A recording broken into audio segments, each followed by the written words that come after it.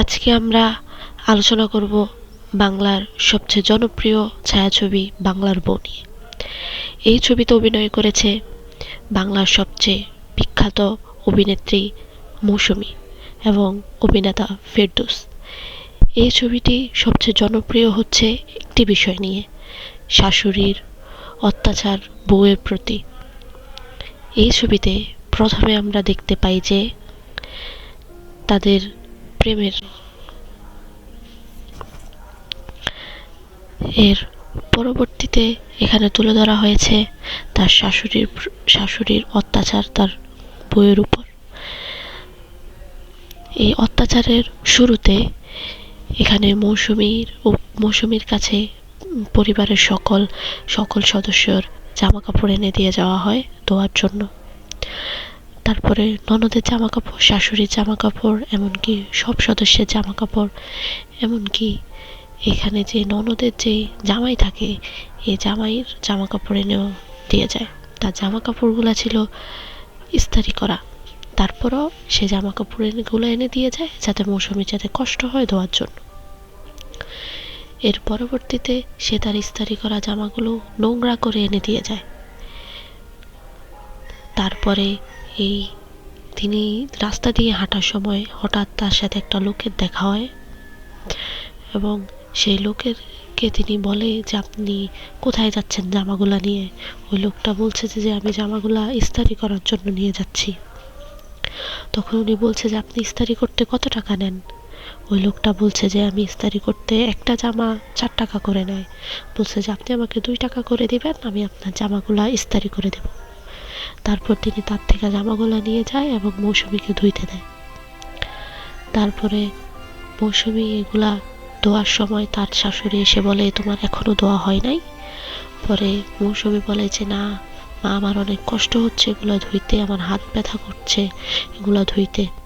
পরে ননদ এসে বলে তোমাকে মলম কিনে দেব, তারপরে ওষুধ কিনে দেব, তারপরে তোমাকে এগুলো ধুইতে হবে। তারপরে যায়া মৌসুমী যখন এগুলা ধোয়ার পরে শুকাতে যায়, তখন শুকাতে যাওয়ার পরে দেখে যে তার শাশুড়ির একটি শাড়ি ছিঁড়ে গেছে। তখন সে অনেক ভয় পেয়ে যায়। পরবর্তীতে ভয় পাওয়ার পরে তার শাশুড়ি দেখে ফেলে যে তার শাড়ি ছিঁড়ে ফেলেছে। শাশুড়ি বলে যে এটা হচ্ছে আমার বিয়ের শাড়ি, তুমি এই শাড়িটা ছিঁড়ে ফেলেছ। এটা বলার পর সবাই বলে যে মৌসুমীকে মারার জন্য।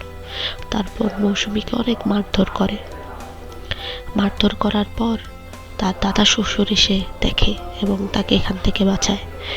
বাঁচানোর পরে তাকে হাতে মলম লাগিয়ে দেয়। এরপর ধাপে ধাপে মৌসুমীর উপর নানা অত্যাচার করা হয়, নানা মারধর করা হয়। এরপরে এক পর্যায়ে গিয়ে মৌসুমীর নামে একটি বদনাম রটানো হয়। বদনাম রটানোর পরে মৌসুমীর উপর আরো বেশি অত্যাচার শুরু হয়ে যায়। এই অত্যাচার করতে করতে ওনারা একদিন ষড়যন্ত্র করে যে মৌসুমীকে মেরেই ফেলবে। এর জন্য মৌসুমীকে অনেক মারধর করে। মারধর করতে করতে তার মাথায় আঘাত করে। মাথায় আঘাত করার পর মৌসুমী ওইখানেই মারা যায়। পরে তার ছেলে মৌসুমীর জামাইয়ের হাজবেন্ডের কাছে কি বলবে এটার জন্য ওনারা একটা ষড়যন্ত্র করে যে তারা বলবে যে মৌসুমী আগুনে পোড়া গিয়ে মারা গিয়েছে। এরপরে মৌসুমী এইটার জন্য ওনারা মৌসুমীর শাড়িতে আগুন লাগায় এবং তাদের একটি রান্নার ঘরে আগুন লাগিয়ে দেয় যাতে বলা যায় যে মৌসুমী আগুন লেগে মারা গেছে। তার 2 দিন পরে তার ছেলে কাজের থেকে আসে। আসার পরে বলে যে আমার বউ কই। পরে বউয়ের কথা জিজ্ঞেস করার পর তারা সবাই একটু অভিনয়ের সুরে কান্নাকাটি করে বলে যে তার বউ নাকি আগুনে পুড়ে মারা গিয়েছে। এরপরে সে অনেক বিরহ, অনেক কান্না, অনেক দুঃখ পায়। দুঃখ পাওয়ার পরে সে তার দাদার কাছে যায়। তারপর তার দাদা তাকে সব সত্যিটা বলে যে মৌসুমী এভাবে মারা যায়নি, মৌসুমীকে ওরা অনেক অত্যাচার করেছে, অত্যাচার করার পরে তারপরে গিয়ে সে মারা গিয়েছে। এরপরে মৌসুমী আবার ফিরে আসে নতুন রূপে, নতুন রূপে এসে তার উপর যা যা অত্যাচার করা হয়েছে এগুলার প্রতিশোধ নেয়। প্রতিশোধ নেওয়ার মাধ্যমেই পরবর্তীতে তার বউয়েরই জয় হয়। পরে এভাবেই ছবিটি শেষ হয়।